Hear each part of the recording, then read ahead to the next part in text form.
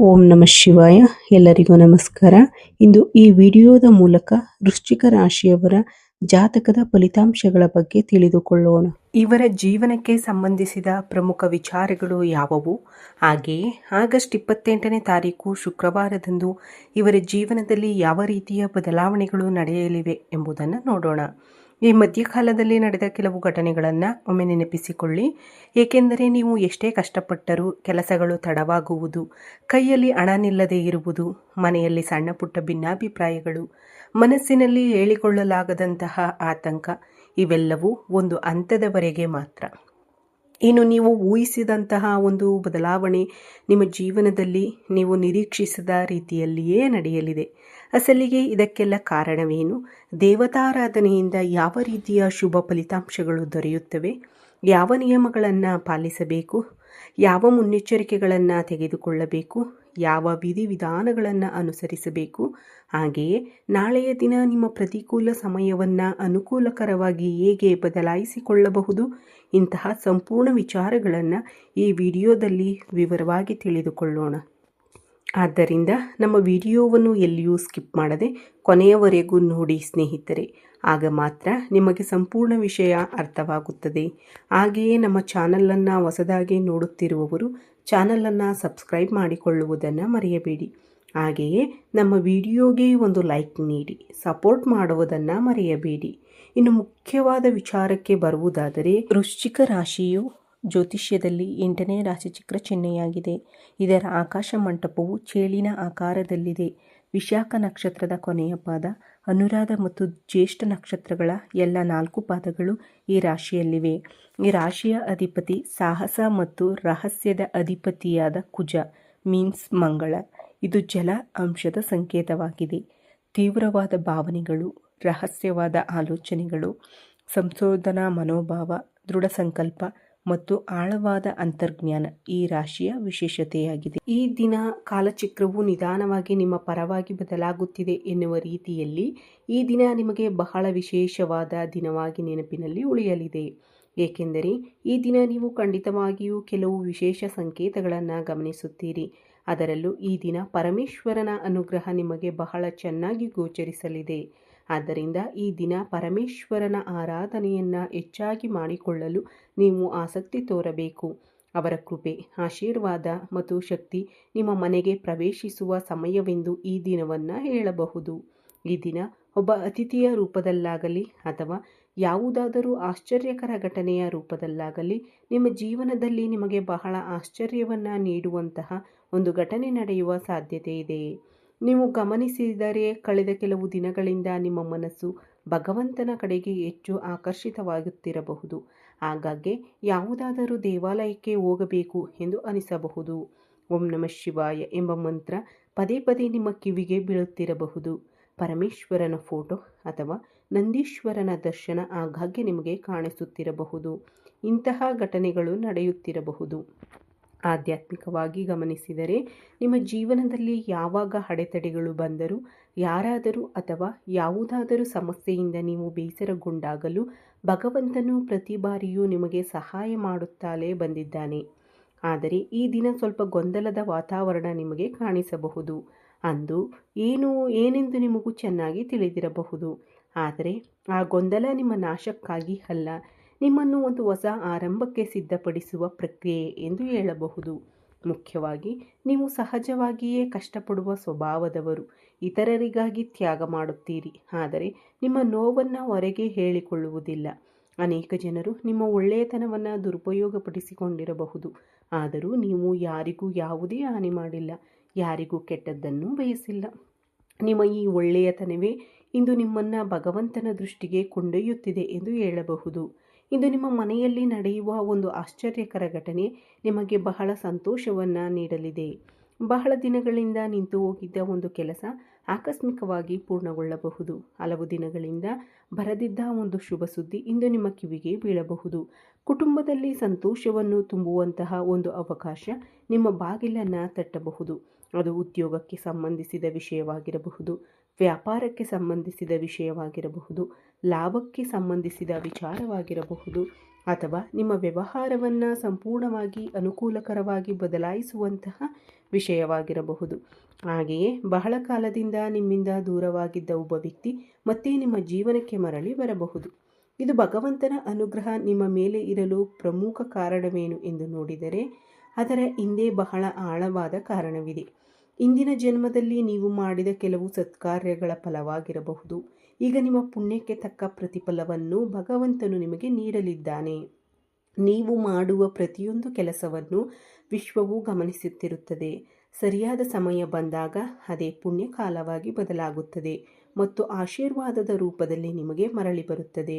ಅದಕ್ಕೆ ಸಾಕ್ಷಿಯೇ ಇಂದು ನಿಮ್ಮ ಜೀವನದಲ್ಲಿ ನಡೆಯಲಿರುವ ಈ ಉತ್ತಮ ಸಮಯ ಎಂದು ಹೇಳಬಹುದು.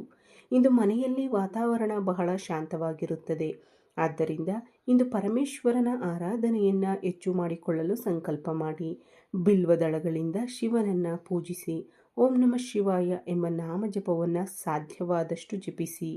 ಇಂದು ಸಣ್ಣ ಪುಟ್ಟ ಪರಿಹಾರಗಳನ್ನು ಮಾಡಿಕೊಂಡರೂ ನಿಮ್ಮ ಜೀವನದಲ್ಲಿ ಸಕಾರಾತ್ಮಕ ಬದಲಾವಣೆಗಳನ್ನು ಗಮನಿಸಬಹುದು. ಪರಿಹಾರ ಎಂದಾಕ್ಷಣ ದೊಡ್ಡ ಮೊತ್ತದ ಹಣ ಖರ್ಚು ಮಾಡಬೇಕು ಎಂದೇನಿಲ್ಲ.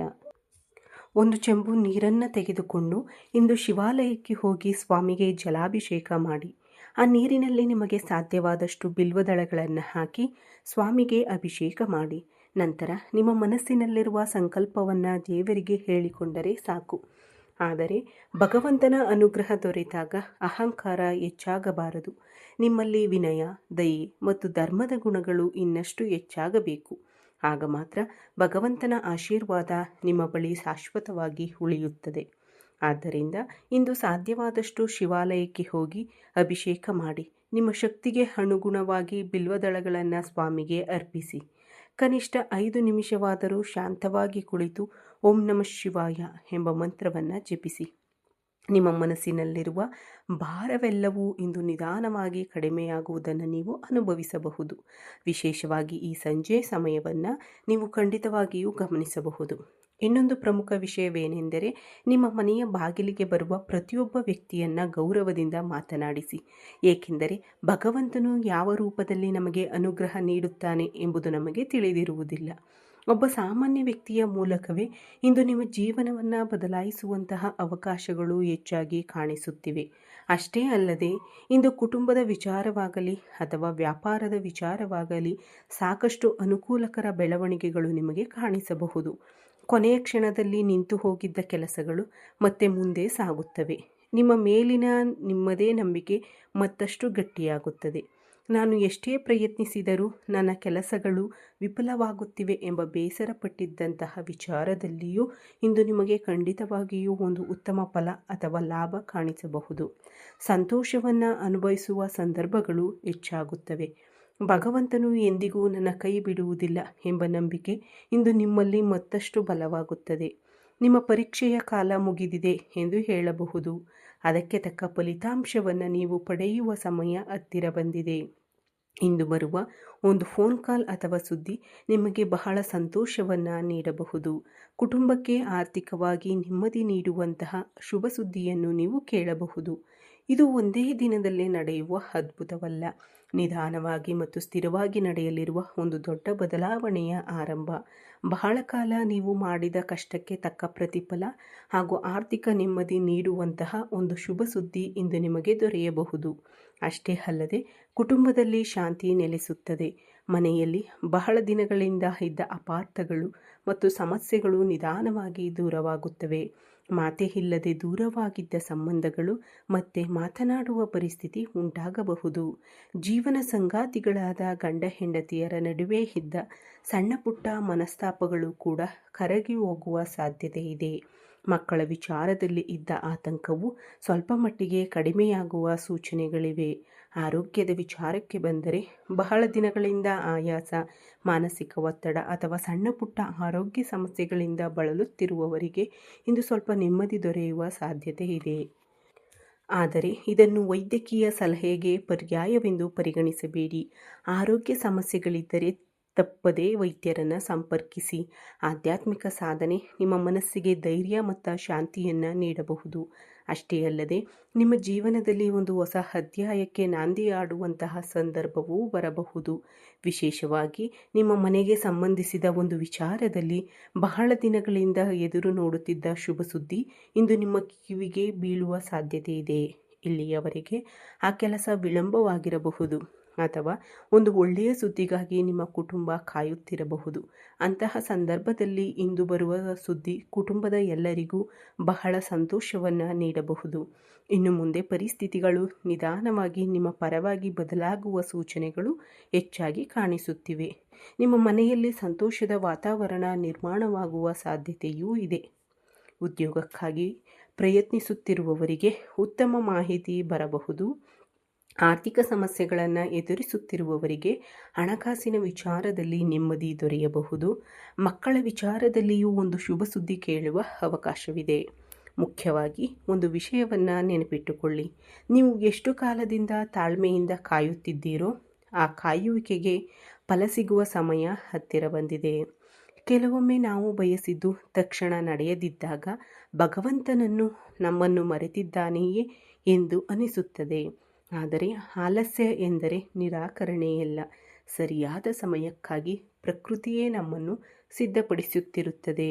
ಆದ್ದರಿಂದ ಇಂದು ನಿಮ್ಮ ಮನಸ್ಸಿನಲ್ಲಿರುವ ನೋವು, ಭಯ ಮತ್ತು ನಿರಾಶೆಯನ್ನು ಬದಿಗಿಟ್ಟು ನನ್ನ ಜೀವನದಲ್ಲಿ ಒಳ್ಳೆಯ ದಿನಗಳು ಬರಲಿವೆ ಎಂದು ಮನಪೂರ್ವಕವಾಗಿ ನಂಬಿ ಪರಮೇಶ್ವರನನ್ನು ಆರಾಧಿಸಿ.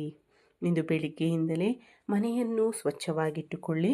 ಸಂಜೆ ಮನೆಯಲ್ಲಿ ಎಳ್ಳಿನ ಎಣ್ಣೆಯ ದೀಪವನ್ನು ಬೆಳಗಿಸಿ ಆ ದೀಪದ ಮುಂದೆ ಕುಳಿತು ನಿಮಗೆ ಇಷ್ಟವಾದ ದೇವರನ್ನು ಪ್ರಾರ್ಥಿಸಿ. ವಿಶೇಷವಾಗಿ ಪರಮೇಶ್ವರನನ್ನು ಅಥವಾ ಶನಿ ಭಗವಂತನನ್ನು ಭಕ್ತಿಯಿಂದ ಸ್ಮರಿಸಿ. ಸಾಧ್ಯವಾದರೆ ಕಪ್ಪು ಎಳ್ಳು, ಅಕ್ಕಿ ಹಿಟ್ಟು ಅಥವಾ ಧಾನ್ಯಗಳನ್ನು ಅಗತ್ಯವಿರುವವರಿಗೆ ದಾನ ಮಾಡಿ. ಬಡವರಿಗೆ ನಿಮ್ಮ ಕೈಲಾದಷ್ಟು ಆಹಾರವನ್ನು ನೀಡುವುದು ಇಂದು ಉತ್ತಮ ಪರಿಹಾರವೆಂದು ಪರಿಗಣಿಸಬಹುದು. ದೀಪವನ್ನು ಬೆಳಗಿಸಿದ ನಂತರ ನಿಮ್ಮ ಮನಸ್ಸಿನಲ್ಲಿ ಹೀಗೆ ಪ್ರಾರ್ಥಿಸಿ: ನನ್ನ ಮನೆಯಲ್ಲಿ ಇರುವ ಎಲ್ಲ ಕಷ್ಟಗಳು ದೂರವಾಗಿ ಸುಖ, ಶಾಂತಿ, ಆರೋಗ್ಯ ಮತ್ತು ಐಶ್ವರ್ಯವನ್ನು ಕರುಣಿಸು. ನನ್ನ ಕುಟುಂಬದಲ್ಲಿ ಸದಾ ಒಳ್ಳೆಯ ಸುದ್ದಿಯನ್ನು ಕೇಳುವ ಭಾಗ್ಯವನ್ನು ನೀಡು ಎಂದು ಮನಪೂರ್ವಕವಾಗಿ ಭಗವಂತನಲ್ಲಿ ಪ್ರಾರ್ಥಿಸಿ. ಇಲ್ಲಿಯವರೆಗೆ ಯಾವುದೇ ಸಮಸ್ಯೆಯಿಂದ ನೀವು ದುಃಖಪಡುತ್ತಿದ್ದರೆ ಅದರ ಬಗ್ಗೆ ಹೆಚ್ಚು ಯೋಚಿಸಿ ನಿಮ್ಮ ಮನಸ್ಸನ್ನು ಇನ್ನಷ್ಟು ಮತ್ತಷ್ಟು ನೋಯಿಸಿಕೊಳ್ಳಬೇಡಿ. ನಿಮ್ಮಿಂದ ಸಾಧ್ಯವಾದಷ್ಟು ಪ್ರಯತ್ನ ಮಾಡಿ. ಉಳಿದದ್ದನ್ನು ಭಗವಂತನ ಮೇಲೆ ನಂಬಿಕೆ ಇಟ್ಟು ಬಿಟ್ಟು ಬಿಡಿ. ನಿಮ್ಮ ಜೀವನದಲ್ಲಿ ಒಂದು ಹಳೆಯ ಅಧ್ಯಾಯ ಮುಗಿದು ಹೊಸ ಹಂತದ ಬಾಗಿಲುಗಳು ತೆರೆಯುವ ಸಮಯ ಬರುತ್ತಿದೆ ಎಂದು ಭಾವಿಸಿ. ನಿಮ್ಮ ಮನೆಯಲ್ಲಿ ಸಂತೋಷ ತುಂಬಿಕೊಳ್ಳಲಿದೆ. ನೀವು ಬಹಳ ಕಾಲದಿಂದ ಕಾಯುತ್ತಿದ್ದ ಆ ಶುಭ ಸುದ್ದಿ ನಿಮ್ಮ ಕಿವಿಗೆ ಬೀಳುವ ಸಾಧ್ಯತೆಗಳು ಬಹಳ ಬಲವಾಗಿವೆ. ಅಷ್ಟೇ ಅಲ್ಲದೆ ಇಂದು ನಿಮಗೆ ಬರುವ ಒಂದು ಫೋನ್ ಕಾಲ್ ನಿಮ್ಮ ಮನಸ್ಸಿನಲ್ಲಿ ಬಹಳ ದಿನಗಳಿಂದ ಇದ್ದ ಹಲವು ಪ್ರಶ್ನೆಗಳಿಗೆ ಉತ್ತರ ನೀಡಬಹುದು. ನೀವು ಬಹಳ ದಿನಗಳಿಂದ ಒಬ್ಬ ವ್ಯಕ್ತಿಯ ಫೋನ್ಗಾಗಿ ಕಾಯುತ್ತಿರಬಹುದು ಅಥವಾ ಯಾವುದಾದರೂ ಕೆಲಸದ ಬಗ್ಗೆ ಮಾಹಿತಿ ಬರಲಿ ಎಂದು ಕಾಯುತ್ತಿರಬಹುದು. ಉದ್ಯೋಗ, ಹಣ ಅಥವಾ ಯಾವುದಾದರೂ ಒಂದು ನಿರ್ಧಾರಕ್ಕಾಗಿ ನೀವು ಬಹಳ ದಿನಗಳಿಂದ ಕಾಯುತ್ತಿರಬಹುದು. ಅಂತಹ ಸಂದರ್ಭದಲ್ಲಿ ಇಂದು ಆಕಸ್ಮಿಕವಾಗಿ ಬರುವ ಒಂದು ಫೋನ್ ಕಾಲ್ ನಿಮಗೆ ನೆಮ್ಮದಿ ನೀಡುವ ಸುದ್ದಿಯನ್ನು ತರಬಹುದು. ವಿಶೇಷವಾಗಿ ಹಿಂದೆ ಯಾರೊಂದಿಗಾದರೂ ಮಾತನಾಡಿ ಮತ್ತೆ ನಿಮಗೆ ಫೋನ್ ಮಾಡುತ್ತೇನೆ ಎಂದು ಹೇಳಿದ್ದ ವ್ಯಕ್ತಿಯಿಂದ ಮತ್ತೆ ಮಾಹಿತಿ ಬರುವ ಸಾಧ್ಯತೆಯೂ ಇದೆ. ಕೆಲವು ಸುದ್ದಿಗಳು ಬರಲು ಸಮಯ ಬೇಕಾಗುತ್ತದೆ, ಆದರೆ ಬಂದಾಗ ಅವು ನಮಗೆ ಅಪಾರ ಸಂತೋಷವನ್ನು ನೀಡುತ್ತವೆ. ಜನರೊಂದಿಗೆ ಶಾಂತವಾಗಿ ಮಾತನಾಡಿ. ನನ್ನ ಮನೆಗೆ ಶುಭ ಸುದ್ದಿ ಬರಲಿದೆ. ನನ್ನ ಕುಟುಂಬದಲ್ಲಿ ಸಂತೋಷ ಮತ್ತು ಶಾಂತಿ ನೆಲೆಸಲಿದೆ. ನಾನು ಕಾಯುತ್ತಿರುವ ಒಳ್ಳೆಯ ಮಾಹಿತಿ ನನಗೆ ದೊರೆಯಲಿದೆ ಎಂದು ಸಕಾರಾತ್ಮಕವಾಗಿ ಯೋಚಿಸುತ್ತೀರಿ. ಸಾಧ್ಯವಾದರೆ ಇಂದು ಬಡವರಿಗೆ ಅಥವಾ ಅಗತ್ಯವಿರುವವರಿಗೆ ನಿಮ್ಮಿಂದ ಸಾಧ್ಯವಾದಷ್ಟು ಅಗತ್ಯ ವಸ್ತುಗಳು ಅಥವಾ ಆಹಾರವನ್ನು ನೀಡಿ. ಹೀಗೆ ಈ ರಾಶಿಯವರ ಜೀವನದಲ್ಲಿ ಆಗಸ್ಟ್ 28ನೇ ತಾರೀಕಿನಂದು ನಡೆಯಬಹುದಾದ ಪ್ರಮುಖ ವಿಚಾರಗಳು, ಅವುಗಳ ಪರಿಣಾಮಗಳು, ಯಾವ ದೇವತಾರಾಧನೆ ಶುಭಕರವಾಗಿರುತ್ತದೆ, ಯಾವ ನಿಯಮಗಳನ್ನು ಪಾಲಿಸಬೇಕು ಮತ್ತು ಯಾವ ಮುನ್ನೆಚ್ಚರಿಕೆಗಳನ್ನು ತೆಗೆದುಕೊಳ್ಳಬೇಕು ಎಂಬುದನ್ನು ಈ ವಿಡಿಯೋದಲ್ಲಿ ವಿವರವಾಗಿ ತಿಳಿದುಕೊಂಡಿದ್ದೀರಿ ಎಂದು ಭಾವಿಸುತ್ತೇನೆ. ಈ ವಿಡಿಯೋ ನಿಮಗೆ ಇಷ್ಟವಾಗಿದ್ದರೆ ಒಂದು ಚಿಕ್ಕ ಲೈಕ್ ನೀಡಿ ಸಪೋರ್ಟ್ ಮಾಡಿ. ನಮ್ಮ ಚಾನಲನ್ನು ಸಬ್ಸ್ಕ್ರೈಬ್ ಮಾಡಿಕೊಳ್ಳುವುದನ್ನು ಮರೆಯಬೇಡಿ. ಈ ವಿಡಿಯೋ ವೀಕ್ಷಿಸಿದ ನನ್ನೆಲ್ಲ ವೀಕ್ಷಕ ಬಂಧುಗಳಿಗೂ ಧನ್ಯವಾದಗಳು. ಜೈ ಶ್ರೀರಾಮ್, ಜೈ ಶ್ರೀ ಕೃಷ್ಣ, ಹರ ಹರ ಮಹಾದೇವ್, ಓಂ ನಮಃ ಶಿವಾಯ.